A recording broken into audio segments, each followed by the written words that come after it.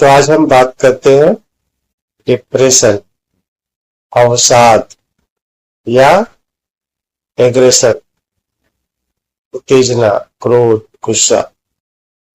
ये दोनों हमारे अंदर क्यों उत्पन्न होते हैं और इसका निदान क्या है, किस प्रकार हम इसका सामना करें। मस्तिष्क मैंने पहले ही बताया, इसके दो भाग हैं।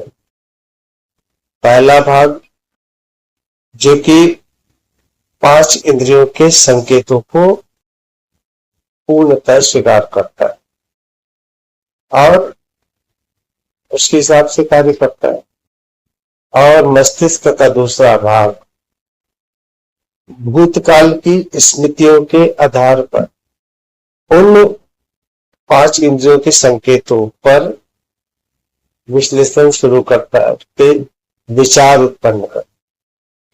यह जो सिर का ऊपरी भाग, ऊपरी मस्तिष्क है, ये हमारी जो स्मृतियां स्टोर होती है सबसे निचले हिस्से, जिसे हम कुंडली कहते हैं, वहां पे स्टोर होती है और ये 3 नाड़ियों से जुड़ी है।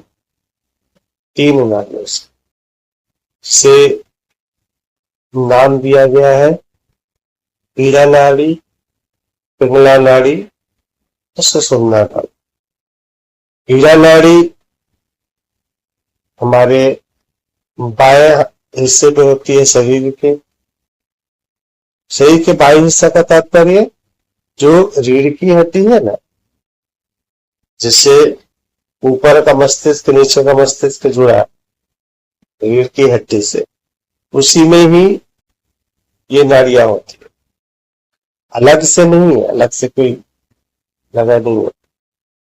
पीड़ा नाड़ी बाएं साइड और पिंगला नाड़ी हमारे शरीर के दाहिने साइड में, और बीच में एक और नाड़ी होती है जो सीधा लंबवत होता है। अब ये जो तीनों नाड़ियां हैं हमारे जो माथा है, ललाट है,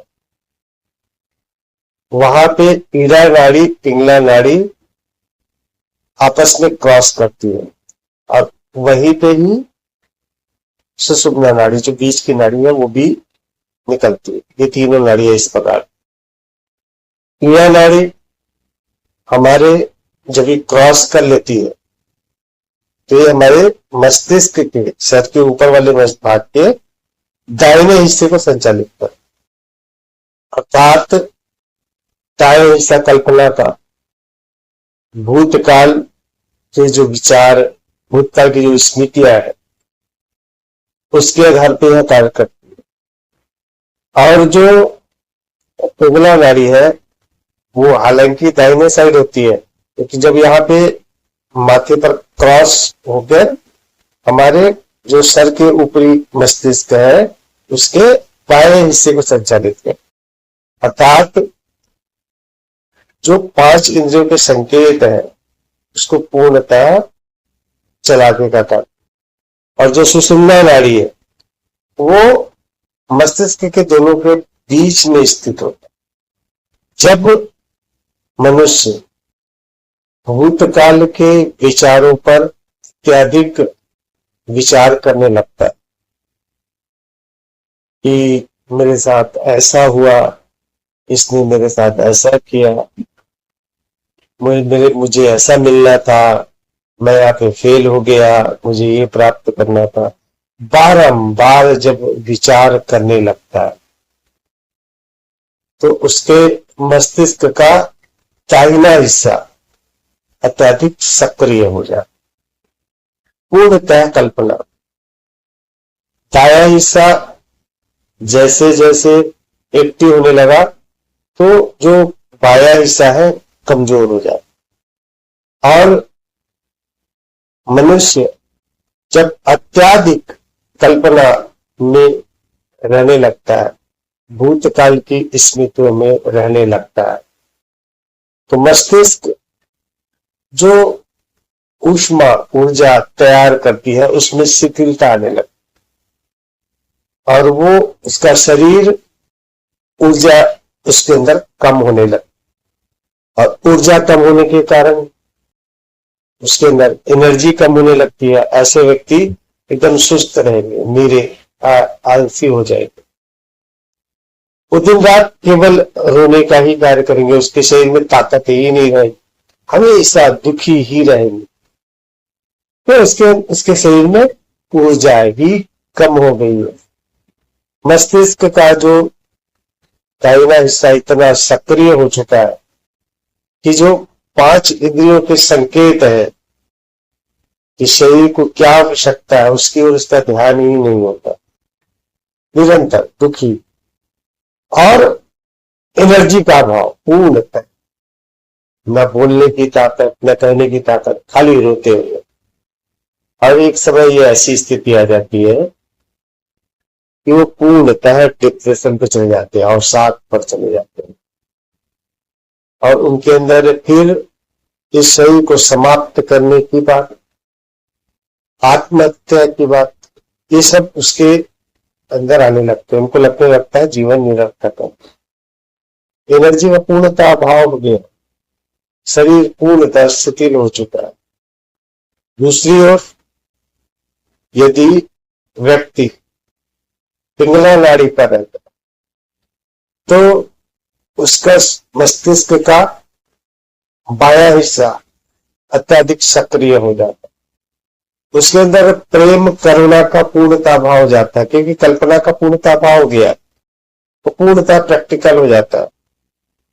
शुष्क व्यक्ति, निष्ठुरता उनके अंदर आ जाती, वे अधिकतर जो चल रहा होता है उसके हिसाब से भविष्य के विचार में व्यस्त हो जाते हैं। उनके अंदर अत्यधिक एनर्जी उत्पन्न होती है क्योंकि उनके जो 5 इंद्रिय के पर अत्यधिक नियंत्रण हो जाता है और एनर्जी इतनी अधिक हो जाती है तो वो एनर्जी के लिए वो क्रोध, गुस्सा, इसके रूप में उसकी एनर्जी बाहर निकल, अत्यधिक क्रोधी स्वभाव के होते, इसको मारना, इसको काटना, उसके अंदर मर्डर करने की इच्छा, दूसरे का दमन करने की इच्छा, दूसरे को दबाने की इच्छा, मारने पीटने की इच्छा, ये सब उसके अंदर आ जाता है। उसकी नींद भी गायब हो जाती है, खाली उसके अंदर भविष्य की प्लानिंग, यहां से ऐसा करना है, इसके अंदर।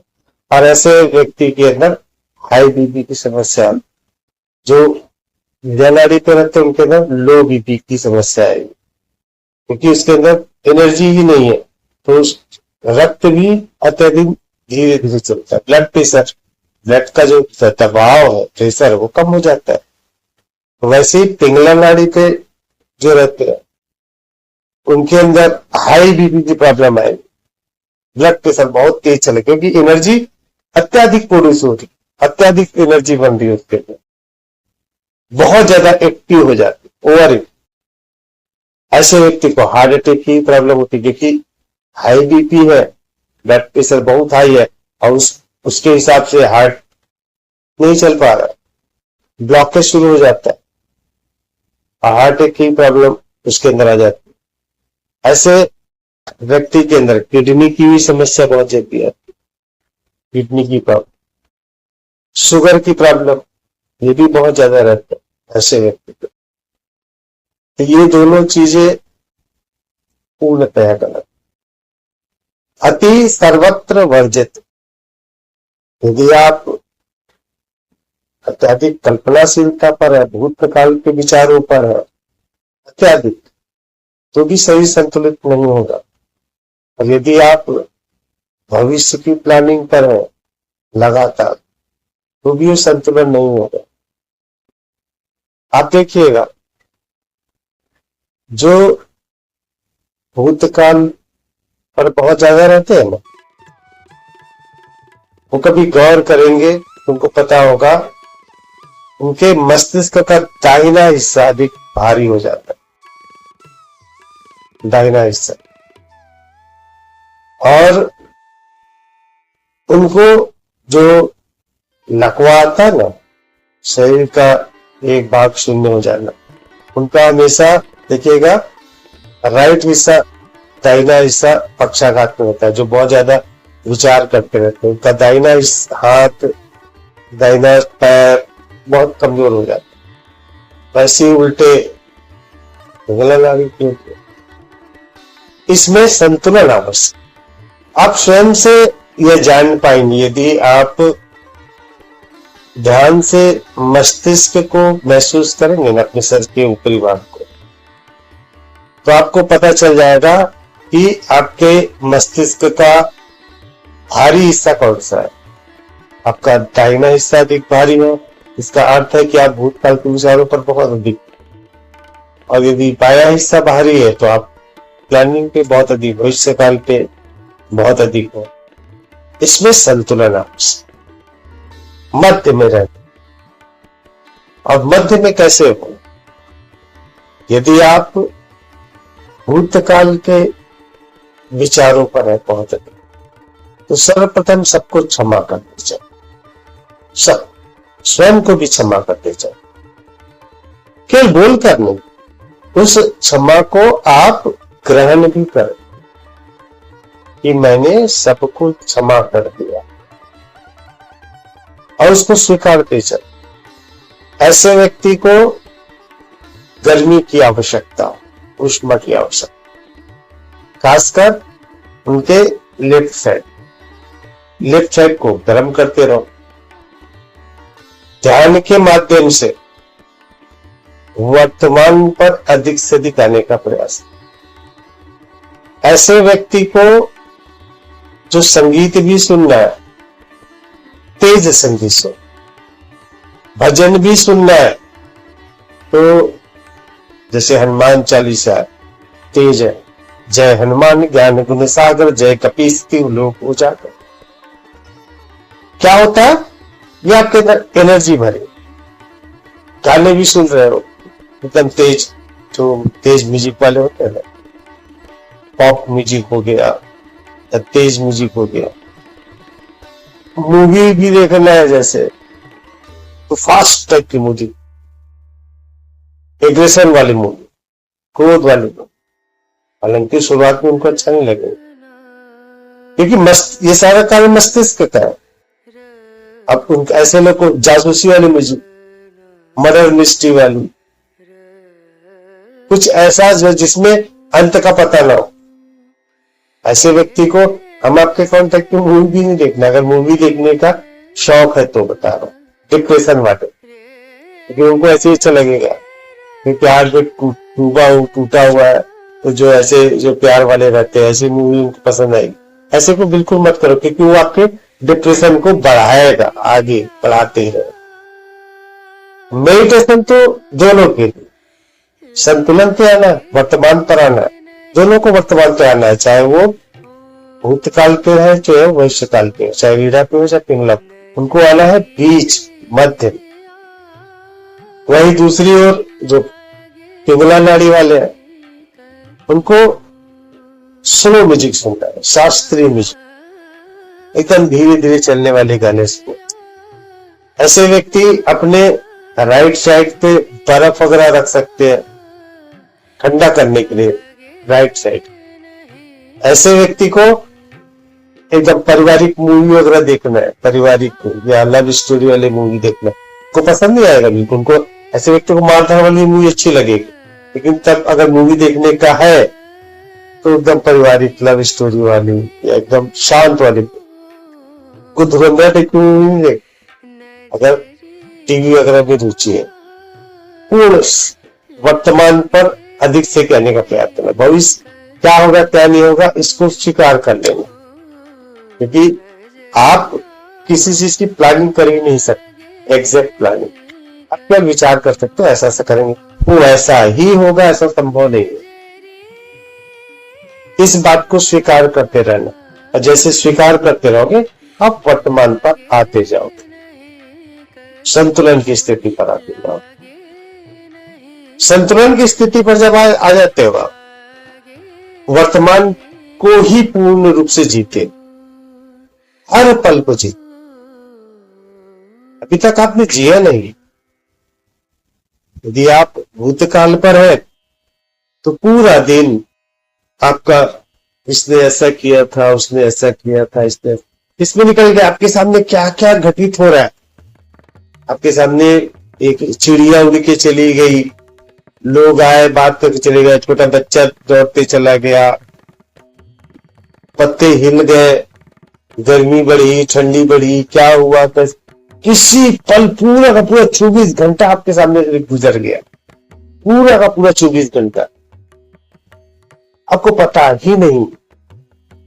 वैसे ही जो भविष्य की भी प्लानिंग करते रहते हैं उनको भी वर्तमान का कुछ भी होश नहीं होता।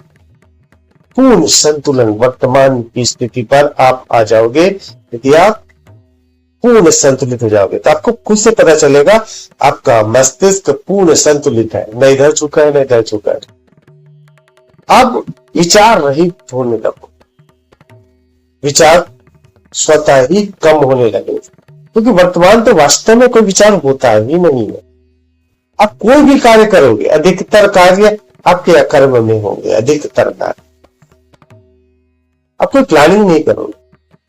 ऐसे व्यक्ति को कहा जाए भूख लगी, क्या है खाने में, बोले ये ठीक है ले आ इसमें से। इसको कोई दिक्कत नहीं है, उसमें कोई प्लानिंग नहीं है।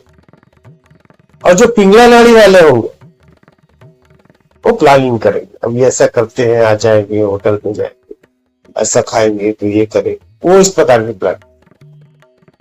और जो पीड़ा नाड़ी होंगे उनको तो परवाह ही नहीं होगी कि भूख लगी भी है, नहीं मुझे इच्छा नहीं है, खाने की कोई इच्छा नहीं, एनर्जी ही नहीं है। खाना उसके सामने रख भी दोगे, नहीं मैं नहीं खा सकता, मैं नहीं खा सकता, थोड़ा खा लो, एक आध को एहसान करे तो खा लेगा, नहीं अपने नहीं खा सकता। लेकिन जो प्रेजेंट वर्तमान पे रहेगा, भूख लगेगी वो खाना खाएगा, उसको कोई परवाह नहीं है कि क्या खाना है क्या नहीं खाना, जितनी मात्रा में उसको भूख लगी वो खा रहा है। जो मजदूर होते हैं ना, या जो गांव वगैरह पर रहते किसान, उनकी आप खुराक देखिएगा खाने का, चावल रहेगा और थोड़े सा या तो उसमें पानी डाल देंगे, बासी बना देंगे, या हल्का सा उसमें सब्जी वगैरह डाल दिए, एक अचार रहेगा और प्याज व्याज रहेगा, भरपेट खाना खाते हैं तसल्ली से। पीला नाड़ी वाले नहीं खा पाएंगे, वो पीछे ही नहीं होगी। और जो पिंगला नाड़ी वाले होंगे, अरे ये कोई खाना है, यहाँ पे जाएंगे पिज्जा खाएंगे, जोमेटो में जाएंगे तो ऐसा करेंगे, ताज होटल ताज जाएंगे, यहाँ का डोसा खाएंगे, यहाँ का चिकन खाएंगे, वो पूरा पूरी प्लानिंग कर रहा है। लेकिन वो जो संतुलित वर्तमान पर है, उसको भूख लगी है, सामने क्या है, उससे उसको कोई दिक्कत नहीं, कोई सरोकार नहीं, और वो संतुष्ट है, पूर्ण संतुष्ट। उसके पास ना पैसा है, ना उसके पास कोई पुरानी यादें हैं, इसमें क्या कुछ नहीं, बस आराम से जिंदगी चल, कोई इसकी अधिक प्लानिंग नहीं है, कोई से पूर्णता वर्तमान। ये स्थिति आपकी आ जाएगी, आप हर पल का आनंद लोगे, अपने पास जो संपत्ति है उसका भी आनंद लोगे, वर्तमान की हर एक घटना का आनंद लोगे। आप 24 घंटे के 24 घंटे पूरे जीवित रहोगे। अभी आप जीवित नहीं हो, अभी आप मरे हुए वास्तव। अन्यथा आपको पूछा जाए, अभी 3 साढ़े 3 बज रहा है, सुबह से लेके अभी तक आपने क्या क्या चीजें से आनंद लिया, किन किन चीजों से आनंद लिया सुबह से अभी तक, क्या क्या क्या आपके सामने घटित हुआ। आप सोचने लग जाओगे कि क्या क्या हुआ मेरा, कितनी सारी बातें हुई होंगी। 3 सुबह उठने से लेकर आपके अभी तक कितनी सारी घटनाएं हुई। घर से बाहर निकले होंगे, देखे होंगे कितने सारे लोग जा रहे हैं, कोई गन्ना रस बेचते जा रहा है, कोई आलू बेच रहा है, तो कोई और कुछ कर रहा है। कितनी सारी चिड़िया मिले होंगी, पेड़ पौधे मिले होंगे, पता ही नहीं है, कुछ भी नहीं पता। आपके घर के भीतर भी क्या क्या हुआ होगा, कुछ भी नहीं पता। ये मृत जो मरा हुआ व्यक्ति होता है और आप में अंतर ही नहीं हुआ, क्योंकि आपने जीवन जीना सीखा ही नहीं। वर्तमान पर आप पूर्ण रूप से जी, हर एक पल को जी, हर एक पल। वो क्रोध भी करेगा, वर्तमान पर रहना आवश्यक है तो क्रोध भी करेगा। वो पहले से क्रोध को पाल के नहीं बैठेगा। पिंगला नाड़ी वाले क्रोध को पाल के बैठ, पहले से सोच के रखेंगे चार, अच्छा ये ऐसा व्यक्ति है, इसको मुझे ऐसा बदला लेना है, इसका मेरे को कुर्सी छीनना है तो मुझे ये करना, प्लानिंग कर रहा है। और पिंगला नाड़ी वाले आत्महत्या करने का प्लानिंग कर रहे हैं, स्वयं को मारने का प्लानिंग।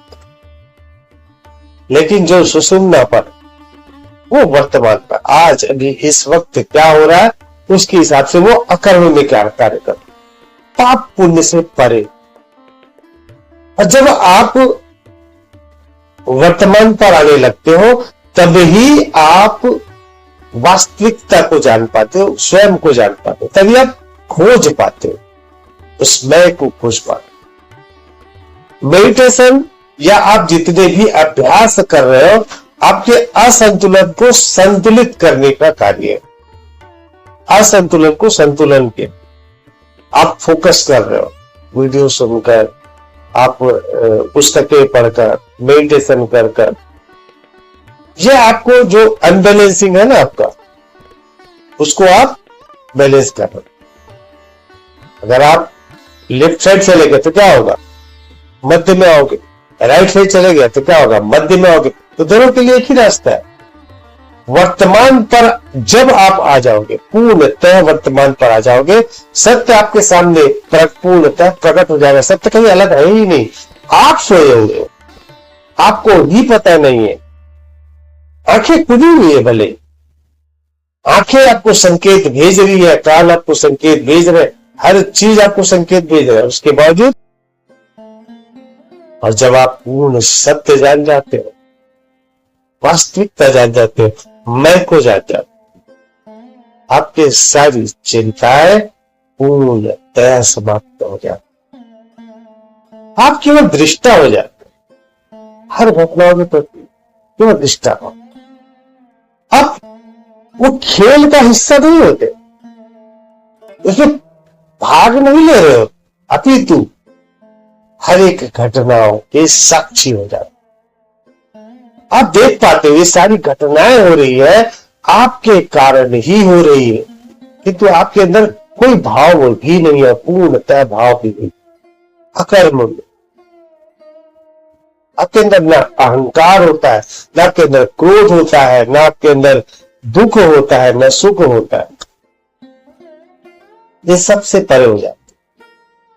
आप देख रहे हो कि आप केवल यह शरीर नहीं हो, अपितु इस ब्रह्मांड में जो कुछ भी है वो सब में आप, और सबके कारण आप हर एक घटनाओं को देखने लगते, हर एक घटनाओं को सब। अभी कुछ दिन पहले मेरे अंदर प्रश्न आया कि जब बच्चा पैदा होता है तो मां के स्तन में दूध कैसे आ जाता और उसका जवाब जब जाना मैं हंसने लगा सर, इतनी तुच्छ सी बात में समझ नहीं पाया। तो हर एक घटना के, हर एक प्रश्न के लिए आपके पास समाधान हो जाता और तुरंत ही उसका हल मिल जाता। इससे पहले तो मैं यही कहता था भगवान ने भेजा है, भगवान माँ के स्तन में दूध बच्चे के लिए भगवान भेज देता है। इस पूरे प्रकृति के रहस्य को आप जान जाते, ऐसा कुछ भी आपके पास नहीं होता जो आप नहीं जानते। और ये तभी संभव है जब आप सुषुम्ना पर आ जाओ, वर्तमान पर आ जाओ। पीला नाड़ी में आप हो, आपको स्वयं पता हो जाएगा। मैंने तो बहुत सारे लक्षण बता दिए। पिंगला पे हो, आपको स्वयं पता चल जाएगा। और आप सभी अधिकतर या तो वो पीला पे होते हैं या पिंगला पर हो, सुषुम्ना पे ज्यादा का लोग, और जो होते हैं वो संतुष्ट होते हैं अपने आप से। ज्यादातर जो गरीब तबके के लोग होते हैं ना, मजदूर लोग, गरीब तबके, गांव के लोग, अधिकतर लोग, उसमें से अधिकतर लोग सुषुम्ना पर ही होते हैं। न भूतकाल का या न भविष्य काल का। लेकिन आजकल वहां भी चालू हो गया, वहां भी लोग आत्महत्या करने लगे, वहां भी लोगों के अंदर ईर्ष्या द्वेष बढ़ रहा है, तो अब वो भी असंतुलित हो रहा है। पहले ऐसा नहीं था, पहले वो लोग सुषुम्ना पर ही रहते थे। अभी आप लोग कार्य क्या करना है, संतुलन पर लेकर। पहले आप अजगर करिए, स्वयं को देखिए कि आप किधर से हो, स्वयं को जाए, और फिर उसके हिसाब से आपको संतुलन कर। सुषुम्ना पर ही आएंगे तभी आपको सत्य प्राप्त होगा। यह तो पूर्ण सत्य है। आप सोचेंगे कि मैं भूतकाल के विचार पर भगवान मिल जाए, नहीं होगा। भविष्य पे हो जाए, नहीं होगा। पूर्णतः वर्तमान पर आओगे तभी सत्य प्राप्त होगा। वर्तमान पर आ गए तो सत्य मिलेगा ऐसा नहीं है, तभी सत्य प्राप्त होगा। इसके बाद आपको उसमें लगना, कार्य कर, सत्य को समझना। तो ये है डिप्रेशन और एग्रेशन की व्याख्या। इसमें किसी को कुछ और जानना है? क्लियर हो गया, मैत्री क्लियर हो गया।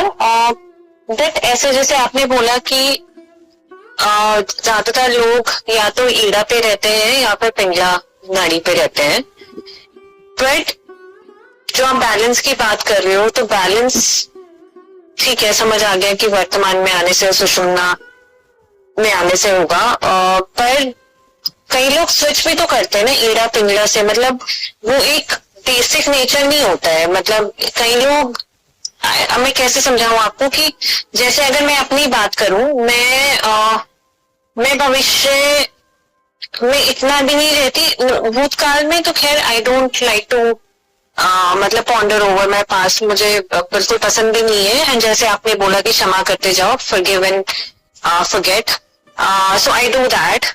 बट कई बार ऐसा होता है कि बहुत रेयर होता है मेरे साथ जहां पर मैं नहीं, आई कांट फॉरगिव।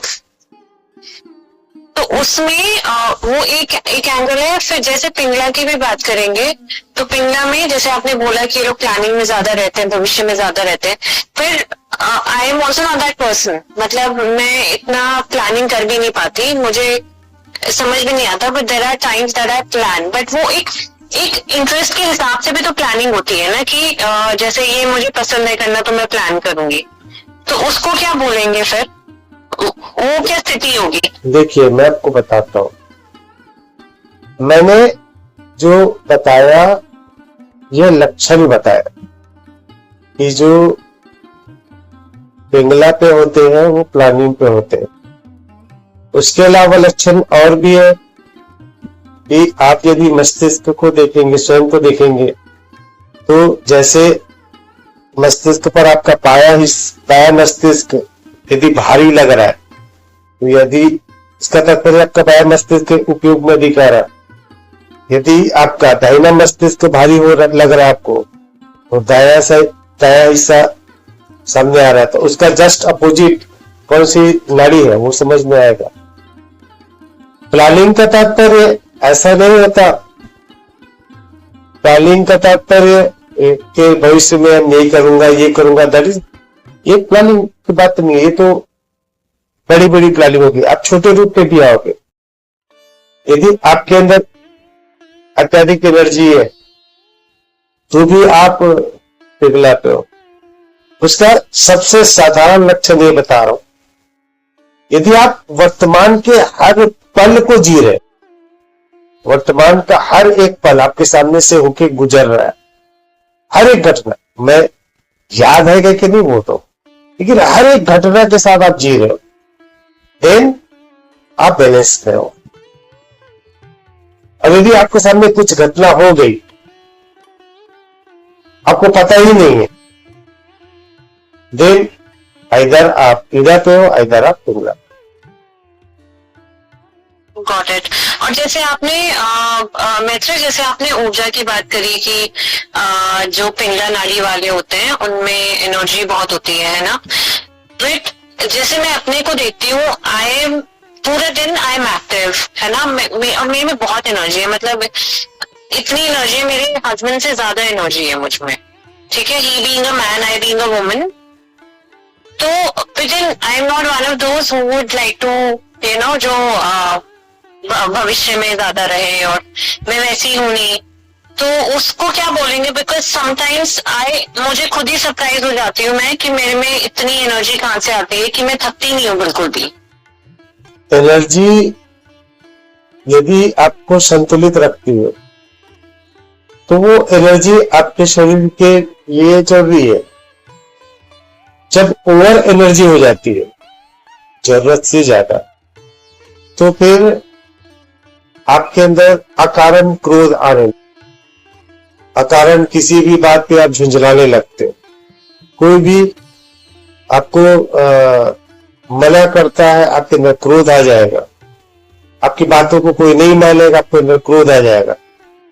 आपके अंदर आज्ञा देने का हो जाएगा कि मैं बोल रहा हूं इसलिए ऐसा करो, ये बोल रहे तो ऐसा करो। ये चीजें दर्शाएगी कि आपके अंदर ओवर हो गया।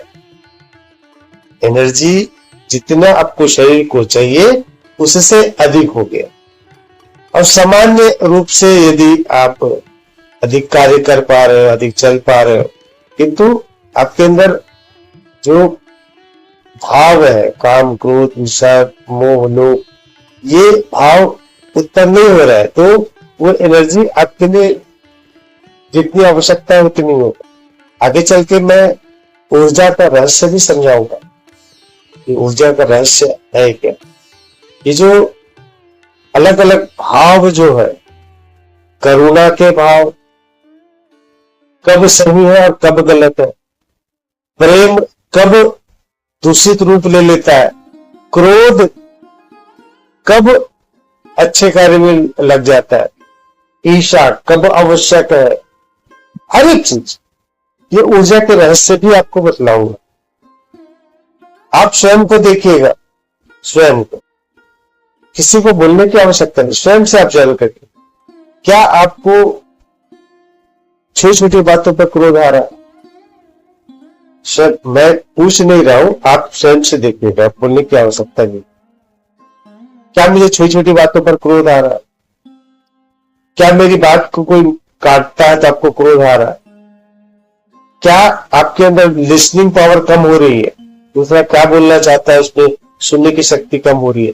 ये सारी चीजें आपको यह दर्शाएगी कि आपके अंदर ओवर एनर्जी हो रही है। और ओवर एनर्जी का होने का कारण है कि आपका जो मस्तिष्क का पाया हिस्सा है, लेफ्ट साइड का हिस्सा अधिक सक्रिय हो गया, आप उस साइड में हो गए, आप अनबैलेंस हो गए। पूर्ण संतुलन की स्थिति, जैसे श्री राम पूर्ण संतुलित थे, शक्तिशाली थे, उनके अंदर एनर्जी अपरंपार थी, किंतु लक्ष्मण के अंदर ओवर एनर्जी थी। वो क्षण भर में क्रोध ले आते थे, और जैसे क्रोध लेके आते थे श्री राम उनको शांत करते। एक ही चीज था, एनर्जी दोनों में थी, लक्ष्मण में अधिक थी। श्री राम सोते भी थे, लक्ष्मण तो जगते रहते थे, खड़े रहते थे, हमेशा सेवा में तत्पर रहते थे। हर पल कभी श्री राम के लिए भोजन ला रहे, कभी उनके लिए झोपड़ी बना रहे, कभी और कुछ कर रहे, और रात भर जग रहे। एनर्जी अत्यधिक हो गई, उनके अंदर क्रोध भी अत्यधिक था, उस क्रोध को बारंबार श्री राम को शांत करना पड़ता। तो एनर्जी किस लेवल पे है आपको, ये आपको स्वयं पता चल जाए। यदि एनर्जी ओवर हो रहा है, उसको उसमें भी संतुलन आवश्यक। और ये एनर्जी अगर श्री राम की तरह आप सामान्य, आपके अंदर कोई क्रोध नहीं आ रहा है, इच्छा द्वेष नहीं आ रहा, वो एनर्जी आपके शरीर के लिए आवश्यक है, शरीर उसको झेल पा रहा, तो आप स्वयं से ऑब्जर्व करें उस चीज को। और आगे धीरे धीरे जैसे आप लोग समझने लगेंगे, तो मैं फिर हर एक रहस्य, ऊर्जा के रहस्य, ब्रह्मांड के रहस्य, सब चीज बताऊं। चलिए ठीक है, फिर आज के लिए इतना है। आप सबको मैत्रेय का प्रणाम।